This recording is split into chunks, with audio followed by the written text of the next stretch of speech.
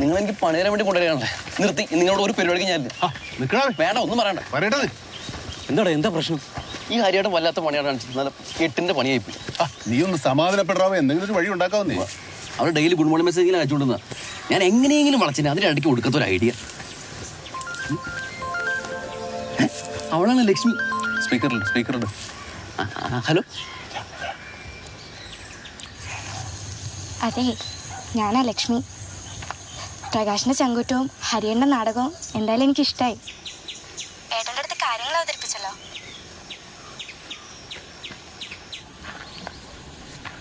Love you.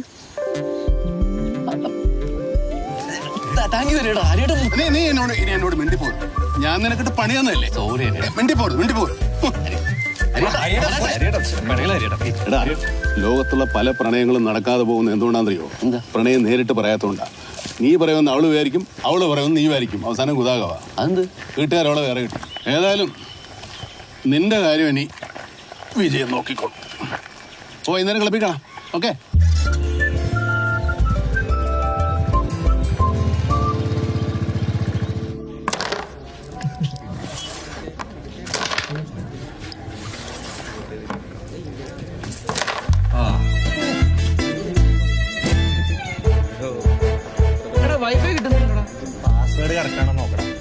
ഇതിനൊക്കെ ഒരു പരിധിയുണ്ട്. 10-15 പേര് ഇപ്പൊ തന്നെ തൂങ്ങിയിട്ടുണ്ടല്ലോ. വൈഫൈയുടെ കാശ് വല്ല അടച്ചിട്ടുണ്ടോ? നീ ഒന്നര പറ്റുന്നു. ഞാൻ 2 ദിവസം ഹരിയേട്ടാ ഒരു അത്യാവശ്യം ഉണ്ടായിരുന്നു. പുറത്തേക്ക് സമ്മതിക്കത്തില്ല. നിങ്ങൾ കളിച്ചു. ഞാൻ പോരെ.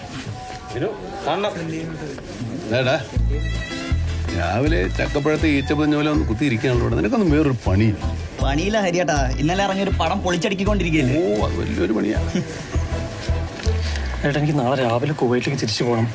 പിന്നെ നീ എന്നാത്തിന് ഓടിപ്പിടിഞ്ഞോട്ട് വന്നേ? അതിനൊരു കാര്യമുണ്ട്. എന്നാ? ഞാനും രാജ്യം തമ്മിലുള്ള റിലേഷൻ ഹരിയേട്ടന് അറിയാലോ. അതിപ്പോൾ പ്രസിഡന്റ് അറിഞ്ഞു. അപ്പം അവളെ വീട്ടുകാരെങ്കിലാക്കിയിരിക്കുക. അതിനിപ്പോൾ അയക്കെന്നാ കുഴപ്പം? നിനക്കിപ്പോൾ ഒരു ജോലിയായില്ലേ? പിന്നെ കെട്ടിച്ചു തന്നൂടെ? അത് പറഞ്ഞിട്ട് കാര്യമില്ല ഹരിയേട്ടാ, വേറെ നിവർത്തിയില്ല. നിനക്ക് എന്നാ വേണ്ടേ? അവളെ കാണണം, സംസാരിക്കണം. ഓ, എല്ലാ കൂടാലിയും കൂടെ എൻ്റെ തലവിട്ടാണല്ലോ വരുന്നത്. ഒരു കാര്യം ചെയ്യും, രാത്രി ഒരു 12:30 മണിയാകുമ്പോൾ ടീപ്പിനാരുടെ വീട് അങ്ങോട്ട് വന്നേരും. ഞങ്ങളവിടെ കാണും. നീ അവളെ കെട്ടുമല്ലോ? ഉറപ്പായിട്ടും. ഇല്ലെങ്കിൽ തല്ലിക്കൊന്ന് ഞാൻ വെള്ളത്തിൽ താത്തും. ഇല്ല ഹരിയേട്ടാ.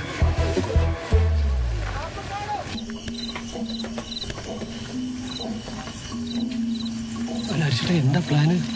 അതൊക്കെ നീ കണ്ടോടാ. ഈ കോഴിനെ രാത്രി പാർട്ട്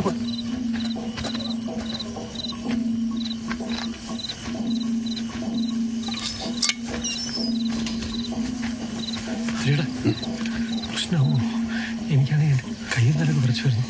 ഇവിടെ ധൈര്യം ഇല്ലാത്തവൻ പ്രേമിക്കാൻ നിൽക്കരുത്. എനിക്കിപ്പോൾ അവിടെ കാണുമോ വേണ്ടോ? ഇപ്പൊ പറയണം. എന്നാ വാ.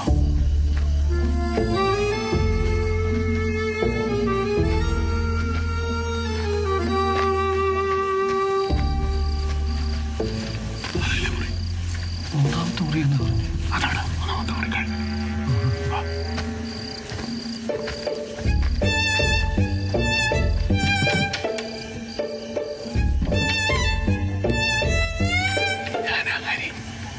പ്രസിഡന്റ് ഉത്സവത്തിന് പോയില്ലേ? പോയിട്ട് വന്നു. ഞാൻ പിന്നെ അകത്തോട്ട് വിടട്ടെ? എങ്ങനെ? അതൊക്കെയുണ്ട്.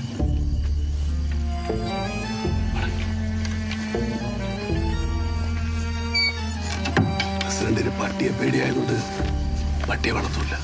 അതൊരു വലിയ രക്ഷയായി. അതോളിന്റെ മറുപടി പറയുന്നു. ഞാൻ പറയും ഭാഗത്തോട്ട് കയറിക്കോളൂ. മനസ്സിലായോ? ഒന്നും കാണിക്കരുത്.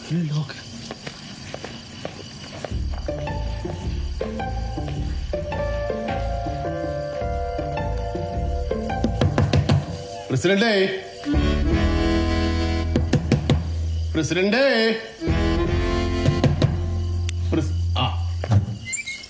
എന്താടാ ഈ രാത്രിയില്?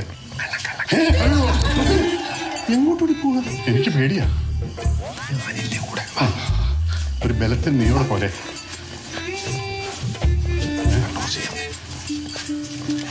ഒരാളെ ഉള്ളോ? 2 പേരുണ്ടോ? എത്ര പേരുണ്ട്?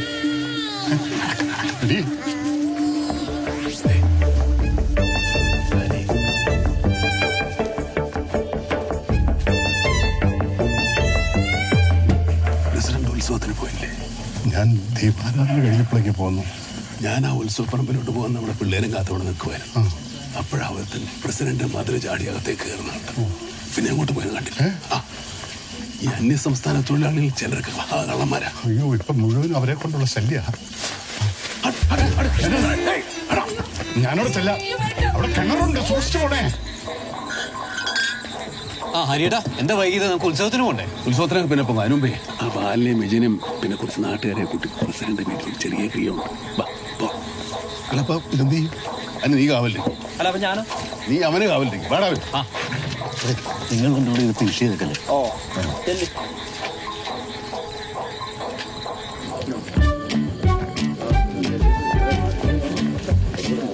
പ്രസിഡന്റ്, പ്രസിഡന്റ്, പ്രസിഡന്റ് കവർക്ക്. എല്ലാരും ഉണ്ടല്ലോ. കിട്ടിയോ? കളറെ കിട്ടിയോ? കിട്ടി പ്രസിഡന്റെ, കിട്ടി. കള്ളം കപ്പലിൽ തന്നെ കേട്ടത്. ചെറുക്കന് നാളെ രാവിലെ കുവൈറ്റിലേക്ക് പറക്കാനുള്ള. ഇയാൾ എന്തീ പറഞ്ഞേ? ഹരി എവിടെ? നിങ്ങൾക്ക് അറിയില്ലായിരിക്കുന്നേ, പക്ഷെ നിങ്ങളുടെ മോക്കറിയാം. മോളെ വിളിക്കും പ്രസിഡന്റ്. ഞാനറിയാം നിങ്ങൾക്ക് വേറെ ഒരു മോളോ? ഇവർ ആരുടെ കാര്യം പറയുന്നത്? നീ ഒന്ന് ചുമ്മാ വിടായിരുന്നേ. ചുമ്മാ നിങ്ങൾ വന്ന കാര്യം എന്നാന്ന് പറ. കേറി വിളിച്ചെടുത്ത് പാല എല്ലാവരും ഒന്ന് കാണട്ടെ. അത് ശരിയാ, എല്ലാവർക്കും ഒന്ന് കാണാലോ അല്ലേ? എന്ത് കാണാൻ?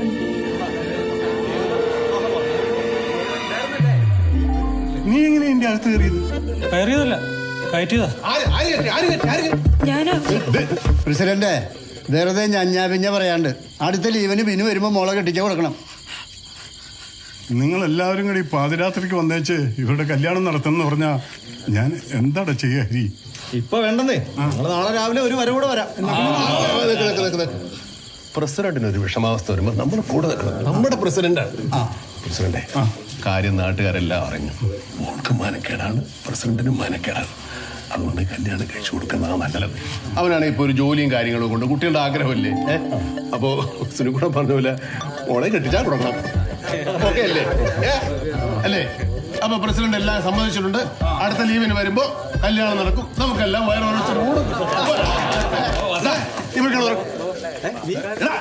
ഇവിടെ അല്ല, നിന്റെ വീട്ടിൽ പോയി കിടന്നോളെ. അവൻ അച്ചു വീട്ടിൽ പുറകെ ഭയങ്കര ധൃതിയായി. അപ്പൊ നമുക്ക് നമ്മുടെ ഉത്സവ പരിപാടിയായിട്ട് അങ്ങോട്ട് ഇറങ്ങാം. പ്രസിഡന്റ് എല്ലാം പറഞ്ഞ പോലെ സന്തോഷമായല്ലോ. വലിയ